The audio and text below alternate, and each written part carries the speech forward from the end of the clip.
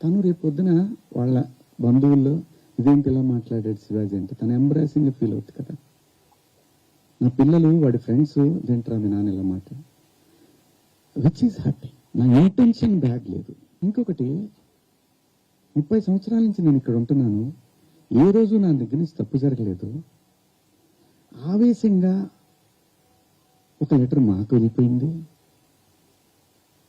వెళ్ళిన తర్వాత వాళ్ళు డిస్కస్ చేయొచ్చు, కాదండి ఒకసారి శివాజీ తోటి మాట్లాడి ఆయనతోనే పెట్టిద్దాం ఒక అపాలజీ లెటర్ అని వాళ్ళు చెప్పొచ్చు. ఇవేమి జరగల.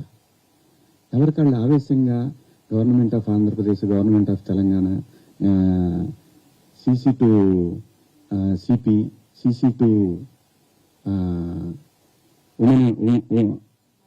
మహిళా commission, CC to PM, CC to international affairs.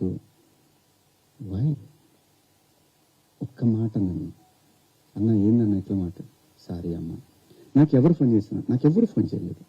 ఒక సుప్రియ గారు సాయంత్రం ఫోన్ చేస్తే, అయ్యో శివాజీ గారు ఏంటి, సారీ అమ్మా నేను పొరపాటున 2 పదాలు దొరికి, అవునండి ఐఎమ్ కంప్లీట్లీ రిగ్రెటింగ్ గానే ఉందమ్మా, నాకు ఐఎమ్ వెరీ సారీ. నాకు ఇప్పుడు కూడా అర్థం, నేను ఎలా మాట్లాడాను 2 పదాలు అసలు. నేను బయట బూతులే మాట్లాడానంటే మాట్లాడతానండి, మనం అందరం మాట్లాడతామండి, అర్థం పర్థం లేని మాటలు మాట్లాడుకుంటాం. కానీ ఒక వేదిక, ఒక పద్ధతి, జనరేషన్స్కి మనమే చెప్పాలి కాబట్టి, మన పిల్లలకి చెప్పాలి కాబట్టి. ఆవిడ సరే అండి పెట్టేసేయండి అయిపోయింది, నేను ఇచ్చేసాను, అప్పటికే నేను పంపించేశానమ్మా ఇప్పుడే. ఎందుకంటే వాళ్ళందరూ నాకు తెలుసు, నన్ను అన్నానని పిలుస్తారు. ఒక్క మాట నన్ను అడిగుంటే, ఒక్క మాట నేనేమన్నా మిస్బిహేవ్ చేశానండి ఎవరితో?